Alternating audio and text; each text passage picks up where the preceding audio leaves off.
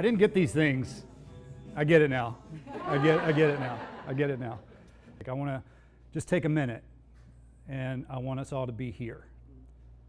23 years ago, I was on an island, and I couldn't get off that island today, 23 years ago today. And so when Vanessa asked me to speak, my first response was a trigger. And so I want to really just take a minute for us all to just drop in, to be present, because no matter what happens outside of these walls, no matter what happens last night, no matter what happens today, tomorrow, right now is important. And if you came here trying to find something, trying to find community, trying to find an answer, you can't find it if your mind is somewhere else.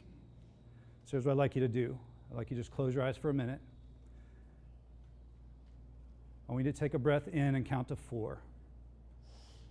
I'd like you to hold that breath for 4 seconds.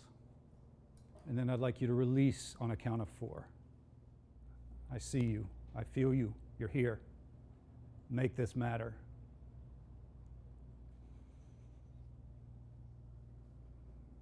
And then just open your eyes and come back to me. Awake? Right on. I didn't realize how pretentious my first line in my talk was until I said it out loud, and I'm going to say it now, and then you can all laugh and we can move on if that's okay. I was horseback riding in Utah with my family.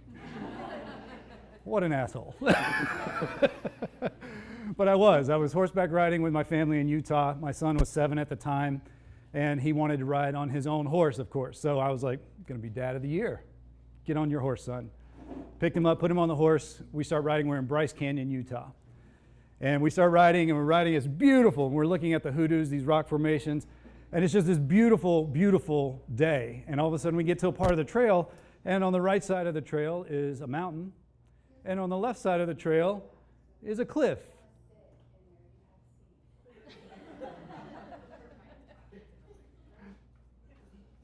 Is a cliff that goes down about 700 feet.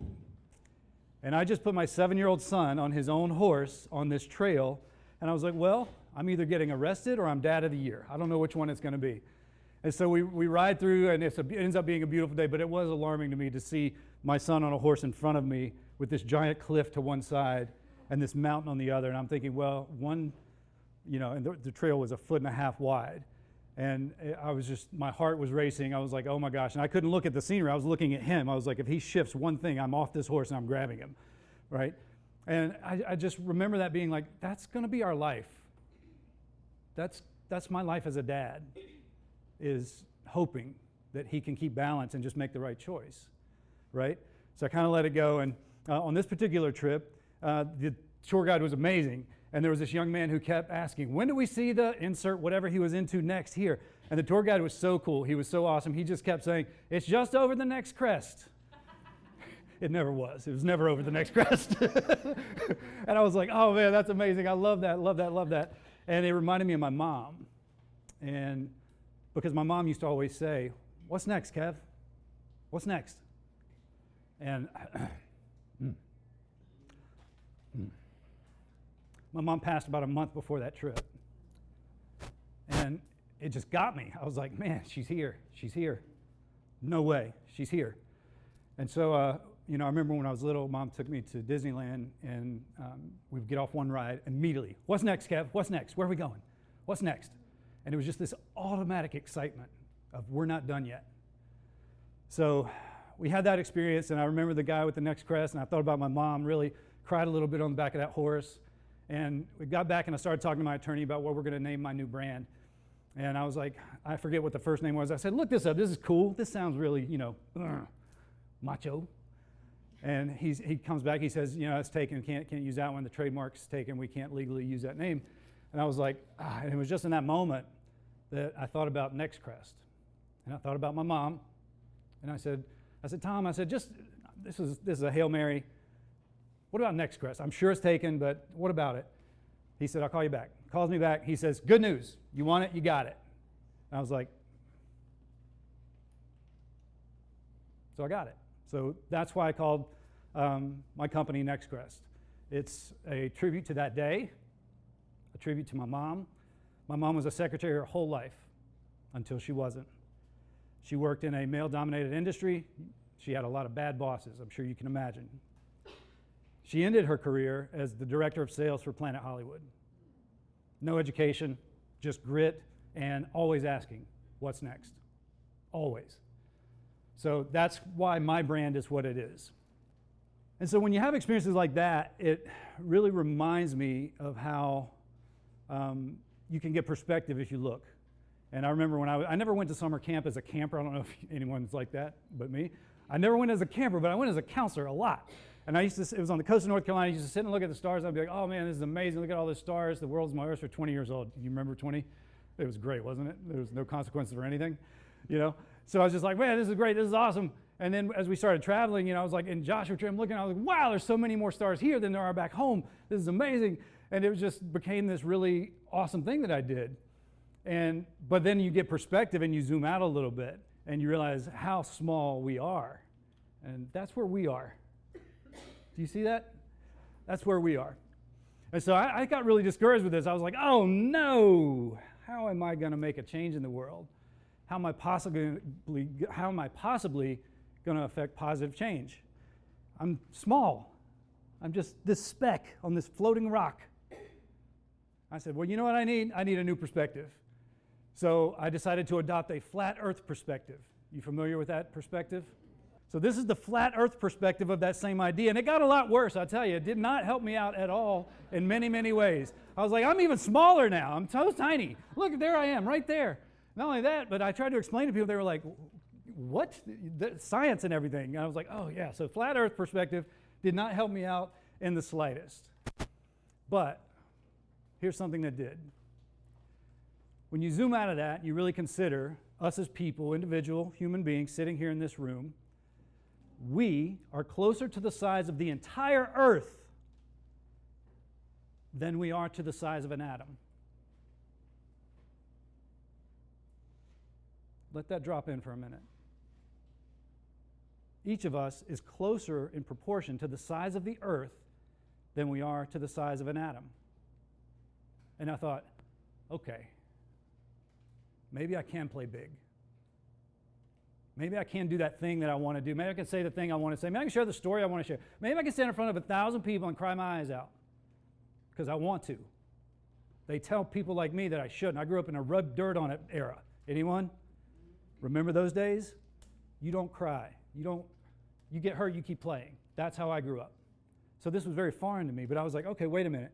I can really make a change in this world, not only for my son and for the people around me, but for people that might see me on the internet, for people that might never meet me, or for someone that talks to someone who I talk to or who talk to them, or who knows what's going to happen. And I was like, oh, this is great. This is great news. And so with that, I want to challenge you with this new information. Probably new. I don't know if it's new, but you can GTS it. You know what that means?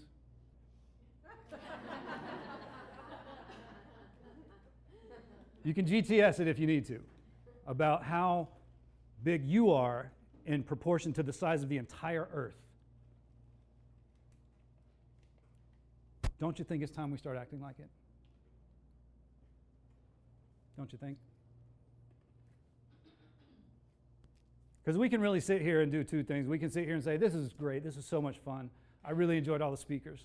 That Kevin guy is really weird. We went to a women in real estate conference and then that guy got up first. That was really weird.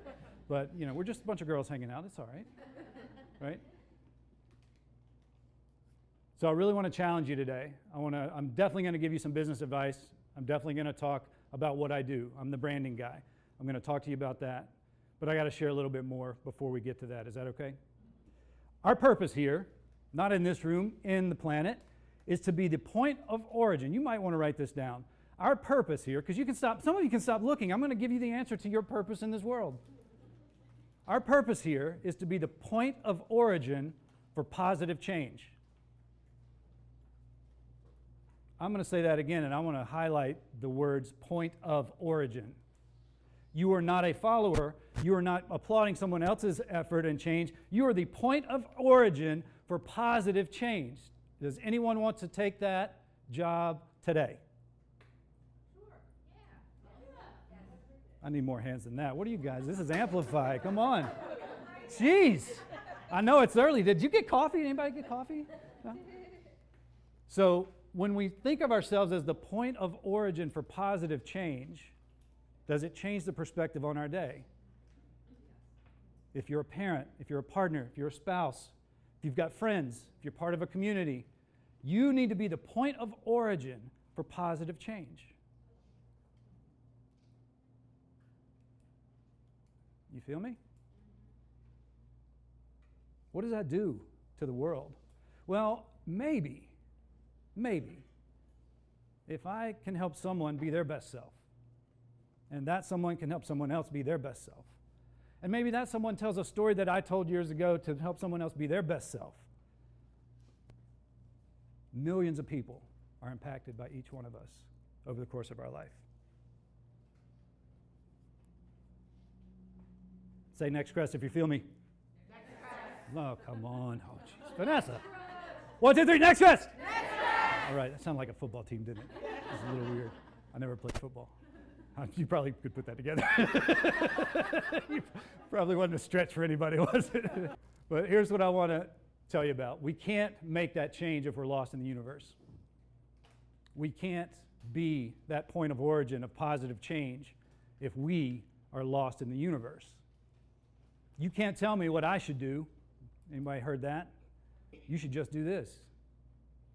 You should just do this. I tried doing that with my wife. My wife and I have been married for, 12 years. And to carry the one, and yeah, we've been married for 12 years. And I tried to do that early in our marriage. I don't know if anyone in here can relate. And it didn't go so well. You should just do this, honey. It didn't go so well. That was my time to listen, not time to talk, right? So if you're not doing work in your own self-awareness, you can't possibly be the point of origin for positive change. So I need to tell you a little bit about me. I know that's a shock, but this has context, and I really want to share with you. I'm going to be very vulnerable today. It's hard for me to keep emotions, so I don't apologize for them ever.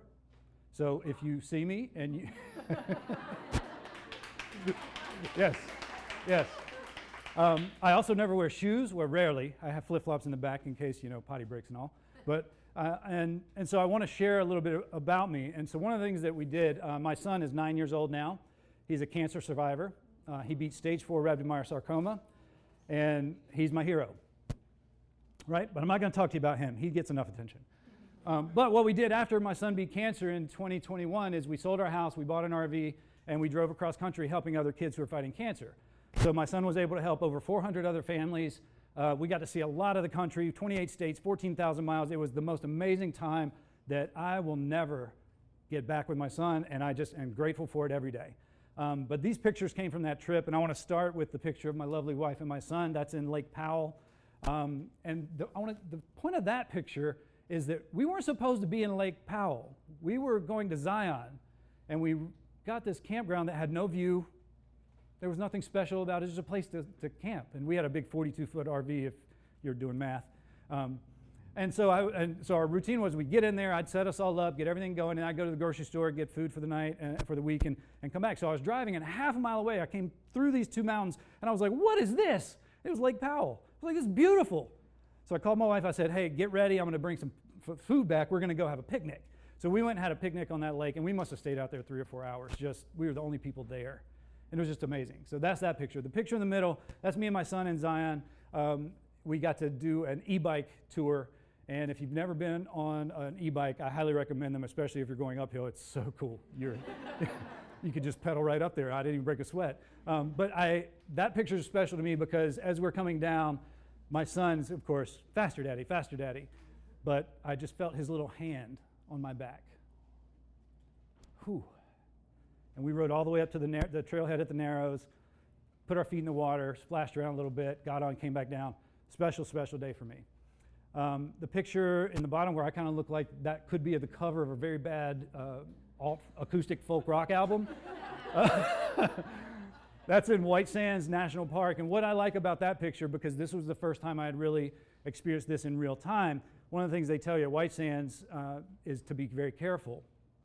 Not for any other reason than everything looks the same, and you see a lot of feet print in the sand and stuff, but it's not leading anywhere, so you can get lost really easy if you're not careful. So you want to keep your bearings, and I was like, oh, this is interesting that this part is just that everything looks the same. This is what it's like being in a big desert, and you've got to be able to find your way. Of course, you know me. I'm going to be like, oh, this is a good metaphor for life, right? I'll spare you.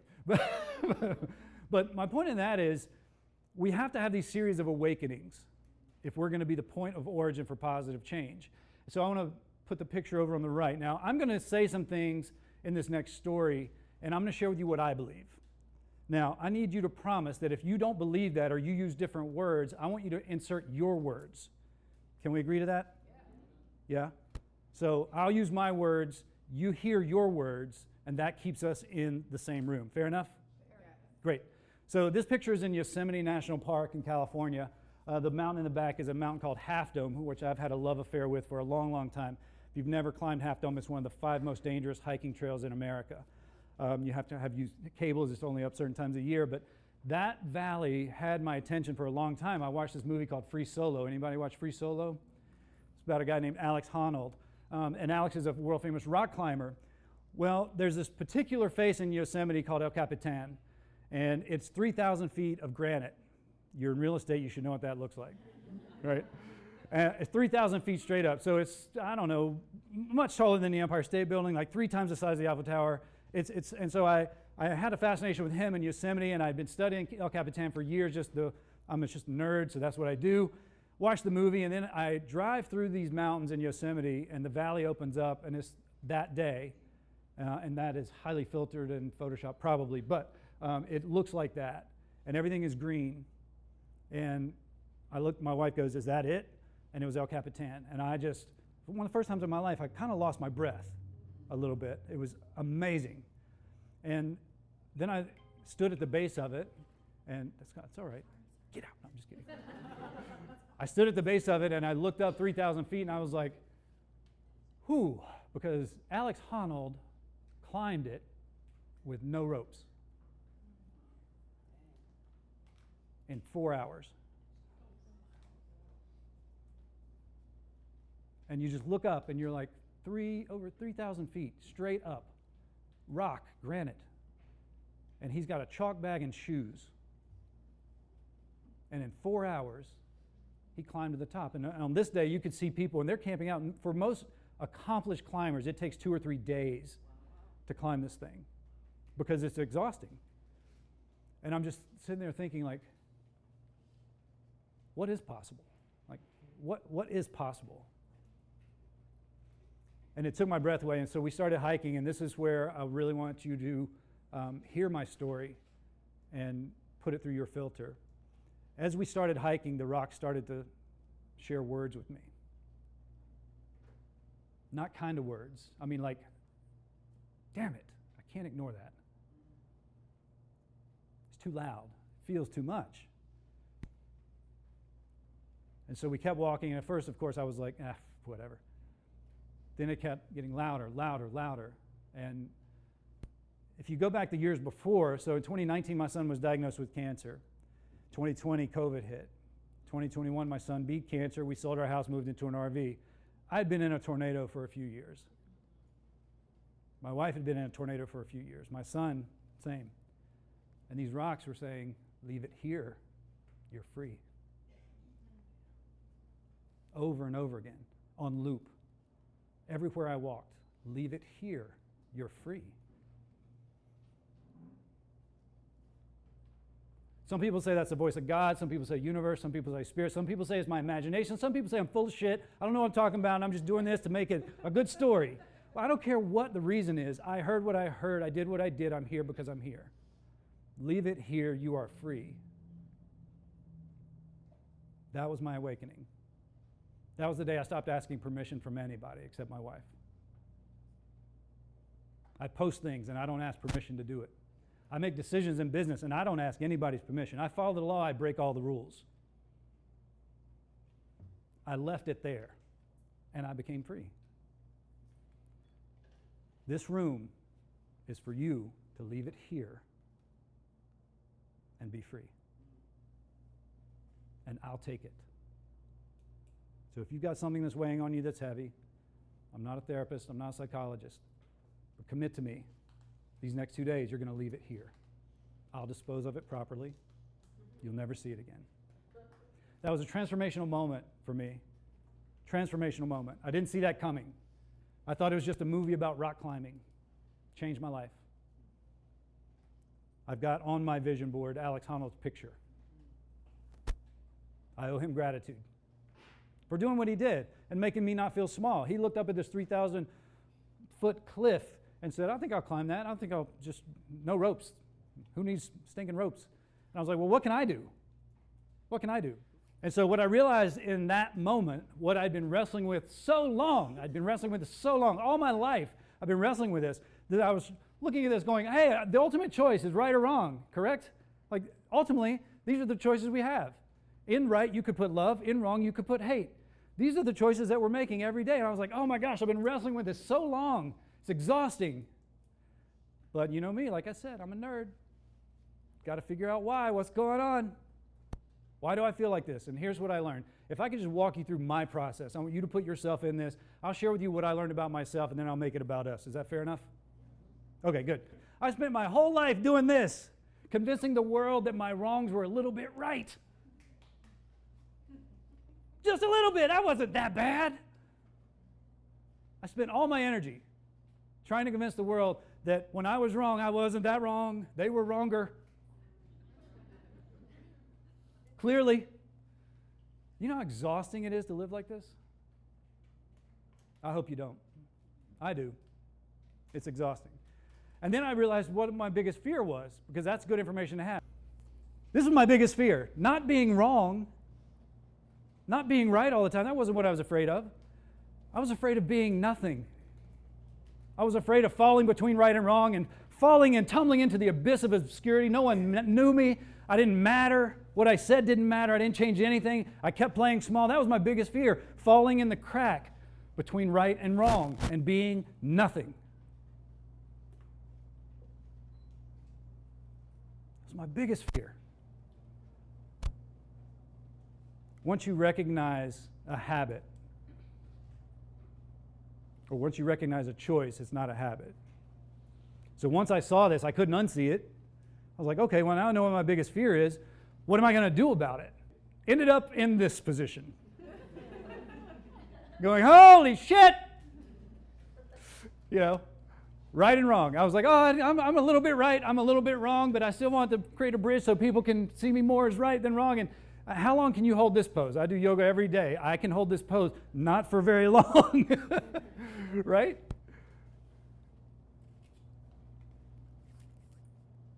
And this is what I was designed to leave in Yosemite Valley. This life of trying to convince people that my wrongs weren't that wrong. They were a little bit right. And then when I was wrong, I had a real pretty good, I have a gift for gab. If you can't tell, like I can get in front of people and just talk and kind of make sense of things. And that served me my whole life until this moment. And then it no longer served, because you can't be the point of origin of positive change and be in that position. You can't. You've got to know yourself well enough to create a different definition. And that's where we get in trouble. This is what they call the condition I just described. I was looking for a word. Me, the human bridge between right and wrong. What do they call me? They called it authenticity. And I thought, that's messed up. I'm supposed to be authentic, aren't I? Aren't we all supposed to be authentic? It's like, how can the word authenticity mean you're right and wrong? That doesn't make any sense. So I did what any, hopefully, normal people do. I go to the dictionary a lot. Anyone else dictionary people? Why do we do that? I'm like, there's going to be a word in that dictionary that I'm not thinking of, or a second meaning or a third meaning. One of those meanings is going to serve my narrative to the T, and I'm just going to pick that one. So that's why I go to the dictionary. I'll show you what the dictionary told me, and I have I don't know why people, I know exactly why people complain about learning English as a second language. It's because of shit like this. It's like clearly, there was a guy at the helm of the dictionary this day when they were like, okay, next word on the docket is authenticity, A-U. So it's early in the day. They were like, what does that mean? You know, in this group of people, they're like, let's call it the quality of being authentic. That sounds good. Check it off. No women were in the room that day because No woman's going to stand for that as the explanation, right? So I looked at this, I was like, this doesn't help me at all. The definition of authenticity doesn't help me understand anything about me at all. So then I went to my favorite university. Who knows what university that is? YouTube University. Absolutely. I majored in YouTube and I minored in Google, right? And so I went to YouTube University. I was like, authenticity, and it was like, because it's very trendy right now to talk about authenticity if you haven't put that together. And it was like, there was so much information. I was like, oh, well, okay, so let's start diving. So I started diving, and here's what I came up with. When you're true to your own personality, values, and spirit, regardless of the pressure that you're under to act otherwise. And I was like, and that's not mine. I didn't come up with that. I didn't create that sentence. That I probably stole it from 4 or 5 people, but that's what I latched onto. And I was like, okay, this is starting to make a little more sense. The right, wrong thing, the leave it here, you are free thing, okay. The pressure to be something out in the world based on other people's opinion. It's kind of like, who decorates their house? Everybody, I hope you guys have stuff in your house. Who has a house? Everybody got a house? Anybody need a place to live? No? Someone said yes. So you don't decorate your house, or I hope you don't, in the hopes that one day a company will come over and see your decorations. I hope you decorate it based on, I like that, I want it here, that's for me. I hope that's how you decorate your house. I see some faces going, oh shit. I bought that thing at Home Goods last week because my mom's coming next week and I want her to see how good I'm doing, right? So I think we really have to latch on to this. When you're true to your own personality, your own values, and your own spirit, despite the pressure to act otherwise, that's authenticity. There was one person that I didn't in YouTube University that I don't think she came up. She might have come up. She's one of my biggest points of reference when something like this comes up, and I have no idea why I didn't go to her first. No idea. But I didn't. I think it was because I needed perspective on my own, and then I came back as verification. So I was like, I know who'll know. Brene Brown will know, right? So I was like, what does Brene Brown say about authenticity? This is what she says. The daily practice of letting go of who we think we are supposed to be and embracing who we are. And I was like, preach, sister. That's what I'm looking for. So she confirmed all this stuff, and there was a lot of really messed up stuff in the authenticity rabbit hole that I went down. But she confirmed all this stuff. I was like, great. She's probably the authority on this stuff. If you put anybody in charge of this committee, I want her at the front, right? And so she said that, and I was like, great. So now I know. But I'm a visual learner. Anybody else a visual learner? Yep, great. That means we did nothing in school, right? So I had to make a diagram for it. So here's the diagram I made about authenticity that made sense to me. Now, it's just coincidence that the male side is on the wrong side. Just coincidence. Strictly coincidence. But authenticity, we are between right and wrong all the time. We are a balance of energy. We are a balance of masculine. We are a balance of feminine. We're right and wrong all the time. And when you just position yourself between right and wrong and just embrace it, that's where you are. You are the bridge between right and wrong. Not the human bridge, the actual bridge. Through you, I can understand the goodness in the world. Say yes. Through you, I can understand the goodness in the world, which means you're going to be a little bit wrong and a little bit right. But more importantly, what I learned was it wasn't a concrete decision of right and wrong. It was some people, no matter what I do, are going to think that I'm right. Some people, no matter what I do, are going to think that I'm wrong. My family helped over 400 families who are battling pediatric cancer, drove across this country, had our own fun. We didn't shy away from that. We're here to heal. Some people said, you're selfish. You're using the money to travel with your family. We took $0 from our nonprofit. I funded the whole thing myself, me and my wife. But some people looked from their 10,000-foot view and said, you're wrong. I had to keep going. I had to leave it there. I had to be free. So authenticity is a little bit tricky when you go into the world and ask someone to tell you what it means. I'm telling you, I had an awakening and this is where it led me. So I'm telling you not what it means from a global sense, but I did get the blessing from Her Highness Brene Brown. And she says that this is actually pretty close to correct. So you can stop walking through the world trying to be right. You're a little bit of both, and that's the truth. You've got paper in front of you. I want you to take the front sheet of paper. I want you to rip it in half.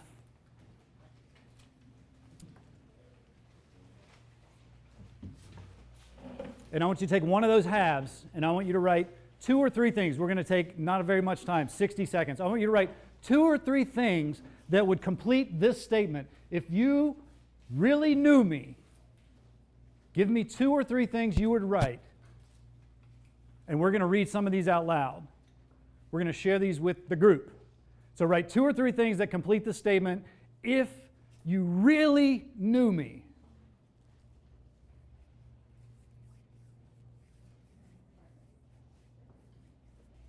And then when you're done with that, pass them to one person at your table to kind of hold them, ball them up, pass them to one person at your table, and they'll hold everyone's if you really knew me statements. All right, you got something down, everyone? All right, good. Just pass them to one person at your table. Let them be the keeper of the if you really knew me statements, and then I'll come around and we're going to take 2 or 3 out of each pile and read them out loud. Right. So I want you to take the other half of the paper now. You've got 2 or 3 things, and that's with one person. I want you to take the other half of the paper. I want you to do this again, but I want this version to be just for you. So you're going to take this and you're going to ball it up and put it in your pocket, put it in your purse, in your shoe, wherever you got to put it. But I want you to write 2 or 3 more, and these are just for you. If you really knew me, ... And I want you to do this without talking, without communicating, because these are personal. Sorry, I didn't mean to interrupt. Okay, so as you're folding those up quietly and putting them in your pocket, in your purse, in your shoe, wherever you got to put them, I want you to understand that the point of that is we're reintroducing ourselves to the person that we see when we look in the mirror. If you really knew me, how many times do you see that on social media? For the people who really know me. Why doesn't everybody really know you? Obviously, you can't broadcast your entire life to the world, but who are you is the question that we're really trying to answer. And when we look in the mirror, we really want to understand that we are a myriad of emotions. We're a lot of different energies. But ultimately, the reason we feel the way we do, right, wrong, good, bad, is because when we look in the mirror, we can't run from it. We can't lie to that person looking back at us, because that person knows the truth.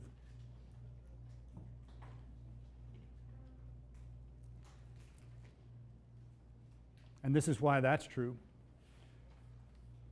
We judge other people based on their actions and ourselves based on our intentions. I didn't mean to hurt your feelings, but you did. I didn't mean to insult you, but you did. I didn't mean to show up late, but you were.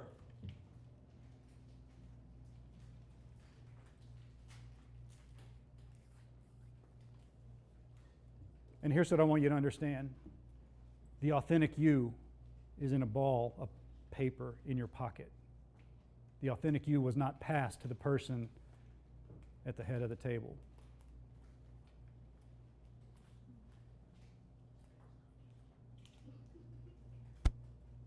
Because when I say we're going to share this out loud, what happens? We go, oh, I can't say that one.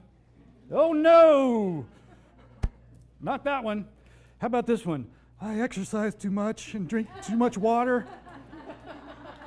I eat kale too often. It's really a problem.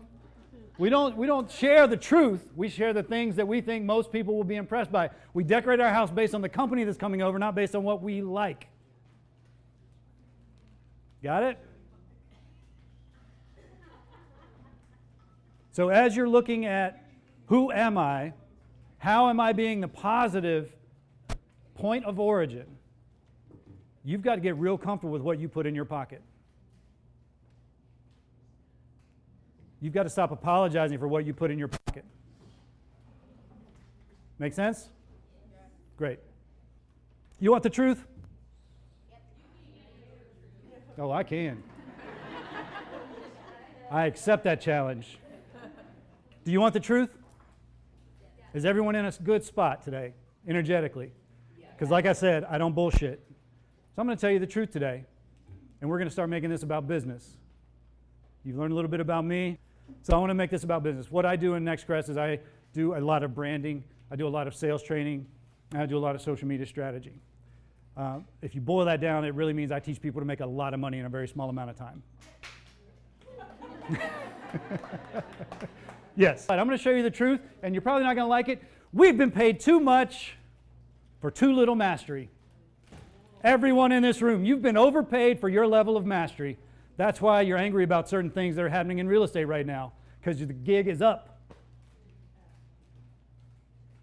You've gotten by on knowing just enough, and you got that fat check, and everyone's going, wait a minute. You've been paid way too much for way too little mastery. So have I. So I'm not excluding myself. I'm a consultant. Most people say, oh, you don't have a job. I was like, no, I have a job. Is everyone sitting in that truth right now? Can we give that truth a hug? Yes. Can we embrace it and say it's going to be okay, truth? We got time. But this is true. Every real estate agent in the country, I would run this by and say, you've been paid too much for way too little. Anyone want to change that? All hands. All hands. All hands up high. I'm going to show you how to change that today. Is that a deal? I don't know how that got in there. That's my bad. That should not have been in there. And it's branded, so I apologize. It's a branded slide. I don't know how that got in there. My bad. But it's okay. We're talking as colleagues. We're talking as people who want to elevate an industry. We're talking as people who want to elevate each other. So we're not going to spill your secrets that everyone in this room has been paid way too much for knowing too little. So this is what we're going to do. We're going to talk about branding. What is brand? Anybody ideas? Who you are. Your mark. What you leave. Yeah, good. There's no wrong answer. Brand is one of those things where like you can define it, but ultimately like it's what people say about you behind your back. I'm simple. I'm very simple. When you leave the party, the next thing they say about you, that's your brand. Right? People got nervous. Oh, crap. So that's what we're going to talk about. And I want to share my position of rebranding over the last year, because I did rebrand my company. I took my name off the sign. Like I said, I put NextCrest as my company name. This is a program I came out with. I said, okay, wow, I need to come out with this program. This is not an advertisement. I'm not selling anything. I need to make an illustration of me gaining mastery. So I came out with this blueprint. It's designed for coaches, agents, and consultants, and it's designed to right the ship, to make you a lot of money in a very, very small amount of time. And I said, okay, well, great. How am I going to do that? I said, well, first, I got to be the first client. I got to be the first client. So NextCrest was coming down the pipe at a lightning, alarming pace, and I was like, okay, I got to be the first client. So I had to actually develop this program so that I could go through it, build my company based on what I'm teaching people and consulting people on. I was like, okay, great. So I did that, and I was like, okay, great. So it's time to put it out and bring 10 people in. They're going to pay me X amount of dollars, a very low amount of dollars for what I charge normally, and I'm going to run it through those 10 filters and see what I learn. I was building the brand by building the brand. The first person that came on, Dr. Kelly Edmonds, she's an incredible psychic medium. She's an incredible healer. She's world-renowned. Like, she is just, well, I don't know, world-renowned. In my world, she's renowned. But she's amazing. She's amazing. And she was like, I want to do that. And I was like, okay, here we go. All right. Whew. And she signed up, paid her money and everything. We had a call scheduled, and it was probably that afternoon. She sent me a picture of Justin Bieber at her house. I was like, what the hell have I done? This person's like, whew. And she's the first person to come through this program outside of me. She has a house in, I think, Turks and Caicos, and Justin Bieber had rented the house in Turks and Caicos and vacationing there. And she lived in Canada, and she had a few properties. And so this was the caliber of person I was going to test this out on. Anyone think I was nervous? Oh, yeah. Oh, yeah. Oh, yeah. Oh, yeah. But what I learned is what she charges for the work she does more than quadrupled in 30 days. And she ended up getting a few new clients at the new price point. She works with a very small number of clients. So that was a win. It's like, great. Next person came through, similar thing. Next person, similar thing. One of my favorites was a good friend of mine now, client of mine. His name's Wolf. He's a breathwork person in Jacksonville, Florida. And he made $400 a month, every month last year in his business. In month 2, under this program, he made $9,000. Month 3, $11,000. Month 4, $18,000. And I only share that because I'm sitting in my office going, it's working. It's fucking working. So I share that with you because when we talk about level of mastery, why are you paid too little for the level of mastery? You haven't been through your own stuff. You haven't sat on the other side of the table going, whoa, what does this showing look like from a client perspective? I'm asking them to sign all these papers. What does that feel like from a client perspective? I'm working with other agents. What do they perceive of me? Anybody gotten a deal simply because of who you are? I have. Yeah, it feels good, doesn't it? Man, one of the last deals, I haven't sold a house since 2017 because I started this thing, which is my calling.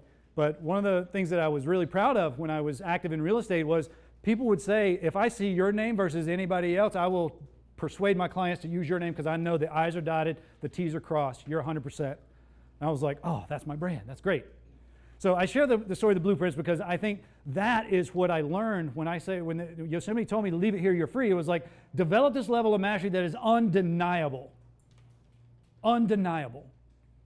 Now, I don't decide what undeniable. I can tell you how great I am all day long. I'm really great. Right? But if you hear it from out in the world, what do you think? That's the biggest brand builder you can have. If we're going to buy a TV, we go to Amazon. What's the first place we go? Reviews. Not only that, do we go to the 5-star reviews? No, that's no fun. I want the 1-star reviews first. Right? So that's the world we live in. And what we're really talking about here is beliefs. Belief in yourself, belief in your clients, belief in the world, that you can be the point of origin of positive change. I couldn't be the point of origin for positive change if I didn't go through it. Dr. Kelly Edmonds would have never in a million years made it through where she got, unless I had gone through it first, because I went through and I was like, oh, this is wrong. We got to change this. We got to change that, change this, change that. Then she went through and I learned more, learn more, learn more, learn more. Now, 20 or 30 people have been through it and I'm like, oh, I got this. Now we can leverage. So when we talk about what are the beliefs around real estate that you want to change? Give me some beliefs. You or the public, go ahead, shout it out. That's actually a truth.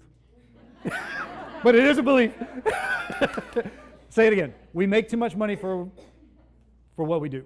Yeah, all right, good. That's a good one. Go ahead. We're not really needed. Not needed. Yep, good. What else? We don't care about our clients. Don't care about our clients. Yeah, I feel like the public thinks like we're something like shady used car sales. Yeah.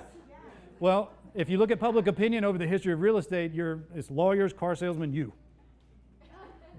The public thinks you're unpopular. All the same, yes. There really are some people who are shady in our business. Yep. And that's where it comes from. Yep. So we have to acknowledge it. We have to be better than that. And that is like you said, when you walk out the room, what do they say about you? Yeah, exactly. So we have to change these. Correct. Oh my gosh, this seems like a bigger task than I thought. We have to change beliefs. What is the principle of sales? When beliefs collide, you get the deal. When beliefs collide, you get the deal. You ever buy something from someone who doesn't share any common beliefs that you have in business? Probably not. Probably not. I've bought stuff that I did not want at all just because I like the person. Exactly. It's the opposite, right? It's like, oh, I didn't know I needed a, yeah. And I get that. I mean, if you've ever been on Temu, I don't know, it's the death to me, that little spinning wheel and the discounts and all that shit. They make me feel good, though, but I can convince myself I need stuff real quick. So we've got to change beliefs because there is a bad public opinion around the work that we do. Not just you, but like the work I do, too. Like, well, I'm the same boat. You're not needed. You're paid way too much for way too little. So how do we do that? We have to build a brand. Because if you're building a brand, you're colliding beliefs. And if you're colliding beliefs, you are that point of positive change. You're the point of origin of positive change. Now, these are the things that I consult on that really build a brand. Now, I've got news for you. You already have a brand. That doesn't make it a good brand. You already have one. It doesn't make it good. So we're going to work on creating a good brand today. How am I doing on time, Vanessa? Am I okay? Okay. So the first thing I want you to really do when you're thinking about your brand is your core values. What do you believe in business? Write them down. 7 things. I'm going to give you something later on that will help you walk through this, so don't be bogged down in taking notes right now. I want you to really listen. I'm going to give you something for free that will guide you through this that you're going to use to really create this. But core values are important. You want 7, not 5, not 10. 5's too few, 10's too many. 7 core values in business that you believe. When you get ready to post something on Facebook, you should go, oh, wait a minute. How many of my core values are represented in this post? If you don't get 3, don't post it. Why? Beliefs have to collide for this to be effective. You have to know more. So that's number 1. We've got to, if you do just 1 and 2 on this list of 6, you're going to be fine. Number 2, value proposition. Who knows what that means? What is your value in the world? Meaning, what do your clients perceive as your value? What are we all, who's in real estate? What do you do? What do you really do? Build relationships. No. I'm just going to say, not that you're wrong. I'm sorry, that was a little aggressive. Take a breath. My apologies. Vanessa just gave this one, I feel like I should hug you. Well, I snapped back quick. What's going on? I feel like I'm being rushed. That's a great answer, but not the one I'm looking for. That's a better way to put it. Yes. Good Lord, what's happening? Guide and advise. Great answer again? No. Jackie Bowman. You make the magic happen. I like that. Not what I'm looking for. Help people move forward in their lives. Move forward in their lives. We're getting really warm. Go ahead. Protect my clients. Getting really warm. Go ahead. Go ahead. Save people time. Say, of course. You learned that from someone really great, I bet. Yes. Kelsey. Accomplish what they're trying to achieve. Yes, good. What else? We accomplish goals and move them forward in life. Great. Love it. So we agree that all these are accurate, correct? These are all accurate. Are they true? Yes, on some level. But as a client, what is my biggest fear? Yes. My biggest fear is making a stupid financial decision because I've done it in my past. I don't want to do it in my future. That's my biggest fear when I'm buying a house. Yes, you're selling dreams, all that stuff. Ultimately, you're saying, hey, you want to make a not stupid choice when it comes to buying a house? I'm your person. That's what we're doing. Now, don't say it like that, please. Let's say it a different way. But that's what we're doing because most people in our business, they fear. So when we talk about value proposition, all these other things are great, but that's not really what gets me to choose you. We started Vanessa's company, well, not her company, we started working with her, and she said, I want to help women invest in real estate. I said, great, let's do that. She got a little nervous. She was like, but we're going to cut out like all the men, the families, the investors, we're going to cut out some of those people. I said, no, let's just do it and see what happens. All right, so we came up with this bang up messaging, good brand. First 5 clients, guys. All of them said, my partner's going to love you. My wife's going to love you. Right? So we got to understand what is the value that we bring to the table. Right? I help you find your dream home. No, you don't. I'll not have my dream home for a solid financial choice.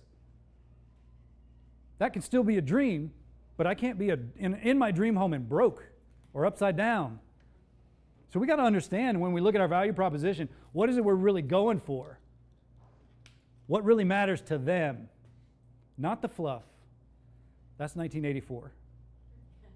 Right? And then I don't know why I numbered these the way I did. I think I was just trying to keep myself on my toes, but you can see like 3, 4, 5. They're all kind of the same. But the third thing is consistent brand identity. And boy, last night I was scrolling through social media, and some realtors, they stepped off brand. Based on what's happening in the world. Doesn't matter which side. They stepped off brand. Now, some realtors, that is their brand. That's fine. Some people I know, I'm like, well, you're stepping off brand. Consistent brand identity, it avoids confusion. If I don't know what you're for, how am I supposed to choose you? Now, I can know you can preach about what you're against all day long. I don't care about that. I don't buy what you're against. I buy what you're for.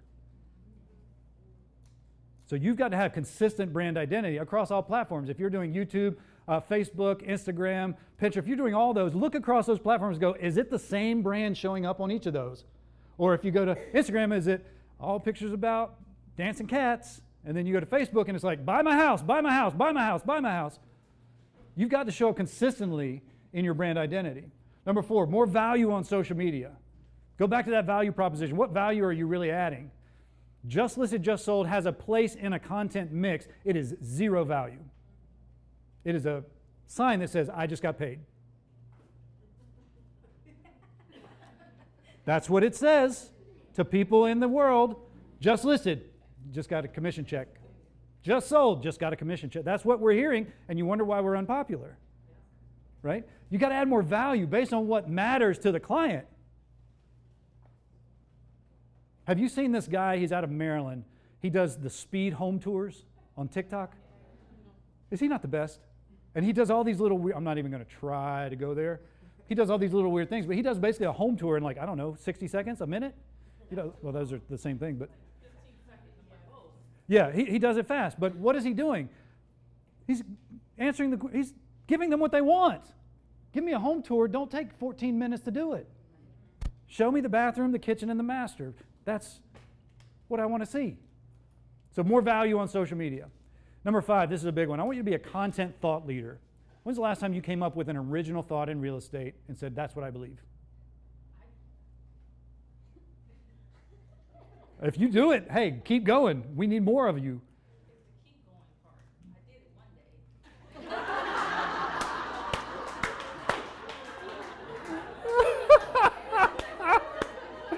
day. Yes. So, well, let me tell you, that's amazing. That is, all right, I didn't tell you to say that, did I? No, I didn't tell her to say that. But exactly, we can do it one day, but we've got to be the point of origin for lasting change and positive change. So we've got to do it more than one day. But if you can do it one day, what do you know about yourself? You can do it another.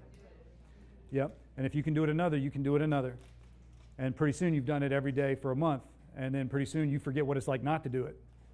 Right? So that's where our routine comes in of creating this courageous movement that we want in real estate. But being a content thought leader is something you really need to do. What is your opinion on things? Not what is happening. Don't be a reporter. Give me your opinion. That's what I buy. I don't buy the book report. I buy the book you wrote all on your own. I buy your novel, not the Cliff Notes. Make sense? Number 6, be your brand for networking. When you go to events like this, you have to be your brand. You can't just be like, well, here we go. I never wear shoes, including here. When I run, I might sometimes. When I'm on a long road trip, there are exceptions, like I'm not a savage. But I work from home. I live at the beach. I don't have a need for shoes most days. I have them. But I'm like, I can't come out here and feel like myself when what I do back there is completely different. Anyone have kids? You've experienced this when you look at your children and say, do as I say, not as I do. And then you're shocked that they do as you did. Because modeling is more powerful than telling. So if you can't be your brand, you're already fighting an uphill battle. That's why you got to decide these core values. Because if you don't know what you believe, you can't be something you don't believe. I used to do this thing all the time where we talked about finding the one, if you've been in a romantic relationship in your early 20s, oh, they just have commitment issues. No, they don't. They don't think you're the one. There's no such thing as commitment issues. It's a belief issue. Because what do? When we believe it, we commit to it. And when we commit to it, we get the results. It's not a commitment problem. It's a belief problem. And you've got to be the brand all the time. I'm bringing this home. Stay with me. And these are the 4 parts that you really want to utilize to do that. Number 1, volume and quality. It's not volume or quality. It's volume and quality. I'd rather see you put out 1 quality piece of content a week than 3 really good ones. No, I'd rather see you put out 3 really good ones. You can't play small. Well, we can skip today because we did a really good one yesterday. No, come up with a really good one today. You can't play small. It's volume and quality. You've got to be seen. You've got to be louder than everybody else, saying things that are different, sharing your beliefs, being in there, building your brand so that people will hear you. Clarity. Most people are being clever. They're not being clear. And that's why people don't choose you. The first thing we do in my messaging, the messaging part of the blueprints, is I take out all the adjectives of the messaging and we boil it down. We boil it down. You've got to be clear, not clever, when you're talking about your brand. Consistency. Shouldn't be a surprise to anyone. Consistency. What happens? If I go out and run one day, what can I expect my doctor to say the next time I visit? Probably not much. It's probably going to be like, oh, I see. But if I run every day, at my next visit, my doctor's going to be like, okay, what are you doing? Right? Consistency. And then the last thing is this word, authentic. Go back to that definition that I gave you. Equal parts right, equal parts wrong. Stop pretending like you know everything. I will buy your opinion about what you do know more than I would buy you regurgitating something you Googled that morning and think you're an expert at now. That's why I had to go through the blueprints on my own first, because I felt like I was just giving them the Google search and not the real life experience of what I know it feels like to be in their spot. Who knows a guru that says, all you got to do to make $1 million? You've heard these people? I've unfollowed them. Yeah. I had a conversation. I do this. I do a branding thing in North Carolina about once a month, and someone came in and they said, here's what I was told to do. And I said, that's the worst advice I've ever heard. I said, I think the person that gave you that advice forgot what it's like to build a business. They're doing multi-million a year in their business. They gave you advice based on where they are, not where you are. If you do what they say, you're going to burn out in 6 months and you won't be in business. So you got to be careful who you're listening to, but you got to be your authentic self. Any questions about branding? Anybody really excited to build their brand over the next 2 days? Yes. Here's what I will say. In business, your brand is the point of origin for positive change in your industry. Your brand is the point of origin for positive change in your industry. You need to pay attention to it. You need to make sure it gets food and water and gets out for a walk. You need to make sure it's supporting your beliefs. All right, so I promised you some free gifts. So here's what I want to give you today. The first thing I want to give you is the Vision Journal. It's a daily planner that I made, and the reason I made it is because every journal that I found, every planner that I found, had nothing about me in it. It had my to-do list, but it had nothing about Kevin as a person, and I said, well, I'm going to fix that, and I couldn't find one that suited it, so I made one. So I'm going to give you the digital copy of that. You can print it out. It's on a 12-week cycle, and I hope you'll use it. I think it's great. Because I use it every day. The next thing is creating perfect clients. That's where I want you to walk through that workbook. It's about 30 pages of building your core values, building your value proposition, understanding your ideal clients, and you will have ideal clients. You are not for everybody. You're either luxury, first-time home buyers, investors. You've got a niche. You've got to find that niche. So we're going to create perfect clients. The next thing I want to give you, and the same thing, is Escape the Rut. That's my book that's coming out this year. It's called Escape the Rut, and I basically took that book and took all the stories out, took all the anecdotes out, took all the sexy shit out, and just left you with strategy. It's about 80 pages of strategy on building your brand. So that QR code will get you all 3 of those. You give me your email, and I'm going to send it right over to you right away, hopefully. I don't know. The way things are going, maybe it won't work, maybe it will. But I'll get it to you one way or another. But those are the 3 gifts I want to give you. Let's go. And I want to leave you with this.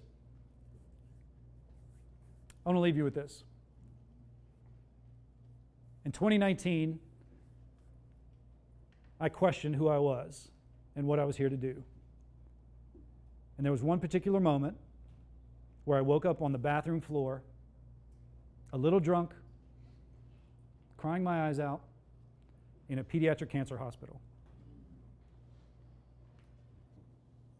My son was in the next room,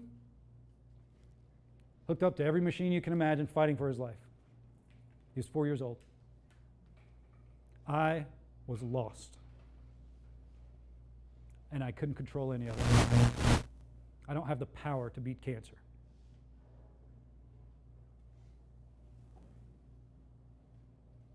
And before I realized what was happening, I had stood up off the bathroom floor and said, I can't do this version of me anymore.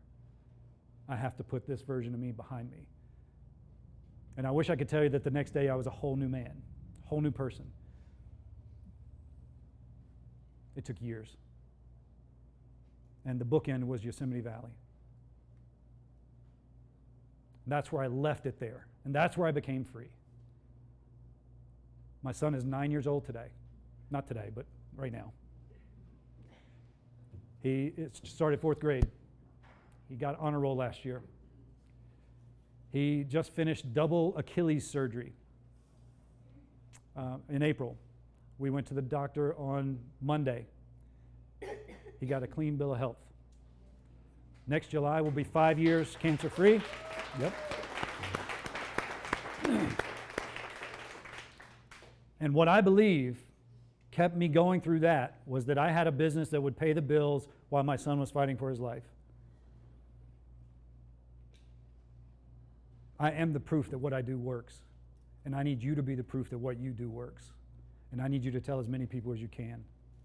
I need you to play bigger because you are closer to the size of the earth than you are to the size of an atom. It's time we act like it.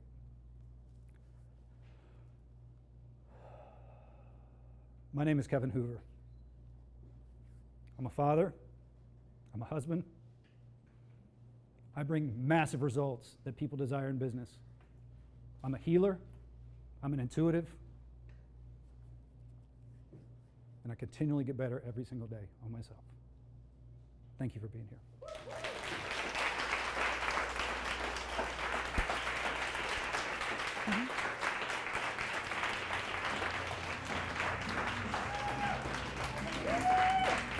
Oh, sit down. No, sit down. Sit down. No. Oh my God, thank you.